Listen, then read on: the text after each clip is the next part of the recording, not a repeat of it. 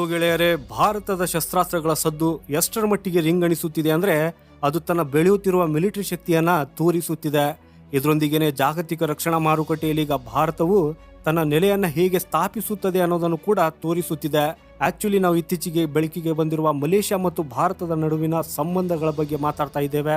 ಆದ್ರೆ ಈ ಸುದ್ದಿ ಇವತ್ತಿಂದಷ್ಟೇ ಅಲ್ಲ. ಇದರ ಪ್ರಾರಂಭವು ಮಲೇಷ್ಯಾ ಭಾರತದ ಸ್ವದೇಶಿ ಫೈಟರ್ ಜೆಟ್ ತೇಜಸ್ ಅನ್ನ ಬಿಟ್ಟು ದಕ್ಷಿಣ ಕೊರಿಯಾದ ಫೈಟರ್ ಜೆಟ್ ಅನ್ನ ಸೆಲೆಕ್ಟ್ ಮಾಡಿದಾಗಿನದಾಗಿದೆ. ಹಾಗೇನೆ ನಾವು ಹಿಂತಿರುಗಿ ನೋಡುವುದಾದ್ರೆ 2022ರಲ್ಲಿ ಈ ಮಲೇಷ್ಯಾ ತನ್ನ ವಾಯುಪಡೆಗೆ ಹೊಸ ಯುದ್ಧ ವಿಮಾನಗಳನ್ನ ಹುಡುಕೋದಕ್ಕೆ ಪ್ರಾರಂಭಿಸಿತ್ತು. ಇದರಲ್ಲಿ ಭಾರತದ ತೇಜಸ್ ಪ್ರಮುಖ ಸ್ಪರ್ಧಿಯಾಗಿ ಹೊರಹೊಮ್ಮುತ್ತಿತ್ತು. ಯಾಕಂದ್ರೆ ಆಗ ತೇಜಸ್ ಅನ್ನ ಅನೇಕ ಅಂತಾರಾಷ್ಟ್ರೀಯ ವೇದಿಕೆಗಳಲ್ಲೂ ಪ್ರಶಂಸಿಸಲಾಗಿದ್ದು ಅದರ ತಾಂತ್ರಿಕ ಸಾಮರ್ಥ್ಯದ ಬಗ್ಗೆ ಯಾರಿಗೂ ಅನುಮಾನ ಇದ್ದಿದ್ದಿಲ್ಲ. ಆದ್ರೆ ಮಲೇಷ್ಯಾ ಇದನ್ನ ಆಯ್ಕೆ ಮಾಡಲಿಲ್ಲ.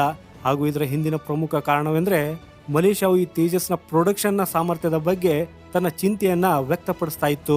ಈ ಮಲೇಷ್ಯಾಗೆ ಏನನ್ನಿಸ್ತಾ ಇತ್ತು ಅಂತಂದ್ರೆ ಬಹುಶಃ ತೇಜಸ್ನ ಸಪ್ಲೈವು ತಮ್ಮ ನಿರೀಕ್ಷೆಗಳನ್ನ ಪೂರೈಸುವುದಿಲ್ಲ ಅಂತ. ಆದ್ದರಿಂದ ಅವರು ಸೌತ್ ಕೊರಿಯಾದ ಆಯ್ಕೆಯನ್ನ ಆರಿಸಿಕೊಂಡರು. ಆದ್ರೆ ಕಥೆ ಇಲ್ಲಿಗೆ ಮುಗಿಯುವುದಿಲ್ಲ. ಆ ಸಮಯದಲ್ಲಿ ಮಲೇಷ್ಯಾ ತೇಜಸ್ ಅನ್ನ ಆಯ್ಕೆ ಮಾಡದೇ ಇರಬಹುದು. ಆದ್ರೆ ಈಗ ಭಾರತದ ಹೆಚ್ಚುತ್ತಿರುವ ರಕ್ಷಣಾ ಸಾಮರ್ಥ್ಯ ಮತ್ತು ತಾಂತ್ರಿಕ ಕೌಶಲ್ಯದಿಂದ ಈಗ ಅದೇ ಮಲೇಷ್ಯಾ ನಮ್ಮ ಕಡೆ ಮರಳಿ ಬಂದಿದೆ. ಹಾಗೂ ಈ ಬಾರಿ ತೇಜಸ್ಗಾಗಿ ಅಲ್ಲ, ಅದು ಸುಖೋಯ್ ಯುದ್ಧ ವಿಮಾನಕ್ಕಾಗಿ ಬಂದಿದೆ. ಆಕ್ಚುಲಿ ಇತ್ತೀಚೆಗೆ ಭಾರತ ಮತ್ತು ಮಲೇಷ್ಯಾ ತಮ್ಮ ಮಿಲಿಟರಿ ಸಹಕಾರವನ್ನು ಹೆಚ್ಚಿಸುವುದಕ್ಕಾಗಿ ಒಪ್ಪಿಕೊಂಡಿವೆ. ಹಾಗೂ ಭಾರತವು ಈಗ ಮಲೇಷ್ಯಾ ವಾಯುಪಡೆಯ ಸುಖೋಯ್ ಫೈಟರ್ ಜೆಟ್ಗಳ ಮೇಂಟೆನೆನ್ಸ್, ದುರಸ್ತಿ ಮತ್ತು ಅಪ್ಗ್ರೇಡ್ ನ ಜವಾಬ್ದಾರಿಯನ್ನ ತೆಗೆದುಕೊಳ್ಳಲಿದೆ. ಈ ಮಲೇಷ್ಯಾದ ಹತ್ತಿರ ಸುಖೋಯ್ನ ಫ್ಲೀಟ್ ಇದ್ದು ಈಗ ಭಾರತವು ಅದರ ನಿರ್ವಹಣೆ ಮತ್ತು ಅಪ್ಗ್ರೇಡೇಷನ್ ಅನ್ನ ನೋಡಿಕೊಳ್ಳಲಿದೆ. ಒಂದು ಕಾಲದಲ್ಲಿ ಇದು ರಷ್ಯಾದ ಜವಾಬ್ದಾರಿಯಾಗಿತ್ತು. ಆದ್ರೆ ಈಗ ಈ ಕಾರ್ಯವು ಭಾರತದ ಪಾಲಿಗೆ ಬಂದಿದೆ. ಇದರಿಂದ ಭಾರತದ ಈ ರಕ್ಷಣಾ ಸಾಮರ್ಥ್ಯಗಳ ಮೇಲೆ ಇಡೀ ಪ್ರಪಂಚದ ವಿಶ್ವಾಸ ಹೆಚ್ಚಿಸುತ್ತಿದೆ ಅನ್ನೋದನ್ನ ಸ್ಪಷ್ಟವಾಗಿ ತೋರಿಸುತ್ತದೆ.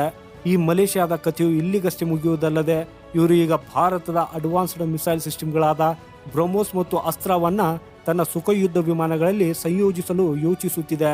ಈ ಕ್ಷಿಪಣಿಗಳ ಸಾಮರ್ಥ್ಯದ ಬಗ್ಗೆ ಇಡೀ ಜಗತ್ತಿಗೆ ಗೊತ್ತಿದೆ. ಹಾಗೂ ಮಲೇಷ್ಯಾದಂತ ದೇಶವು ತನ್ನ ಯುದ್ಧ ವಿಮಾನಗಳಲ್ಲಿ ಅವುಗಳನ್ನು ಸೇರಿಸುವ ಯೋಜನೆಯು ಭಾರತ ಕೇವಲ ಶಸ್ತ್ರಾಸ್ತ್ರಗಳನ್ನು ತಯಾರಿಸುವುದಲ್ಲದೆ ಅದು ಜಾಗತಿಕ ರಕ್ಷಣಾ ಮಾರುಕಟ್ಟೆಯಲ್ಲಿ ತನ್ನ ಅಸ್ತಿತ್ವವನ್ನು ಸ್ಥಾಪಿಸುತ್ತಿದೆ ಅನ್ನೋದನ್ನ ಸಾಬೀತುಪಡಿಸುತ್ತದೆ. ಈ ತೇಜಸ್ ಒಪ್ಪಂದ ನಡೆಯದ ಕಾರಣ ಭಾರತವು $1 ಬಿಲಿಯನ್ ನಷ್ಟವನ್ನು ಅನುಭವಿಸಿದರೂ ಕೂಡ ಭಾರತವು ಈಗ ಸುಖೋಯ್ ಫೈಟರ್ ಜೆಟ್ಗಳ ಮೂಲಕ ಮಲೇಷ್ಯಾದೊಂದಿಗೆ $1 ಬಿಲಿಯನ್ ಹೊಸ ರಕ್ಷಣಾ ಒಪ್ಪಂದಕ್ಕಾಗಿ ಬಾಗಿಲು ತೆರೆಯುತ್ತಿದೆ.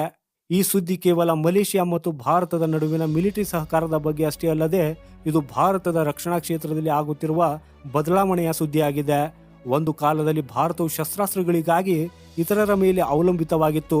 ಆದರೆ ಇವತ್ತಿಗೆ ಭಾರತವು ತನ್ನ ಶಕ್ತಿಯ ಮೇಲೆ ತನ್ನ ಅಗತ್ಯಗಳನ್ನ ಪೂರೈಸುವುದು ಅಷ್ಟೇ ಅಲ್ಲದೆ ವಿಶ್ವದ ಇತರೆ ದೇಶಗಳಿಗೆ ವಿಶ್ವಾಸ ಅರ್ಹ ರಕ್ಷಣಾ ಪಾಲುದಾರನಾಗುತ್ತಾ ಹೋಗ್ತಾ ಇದೆ.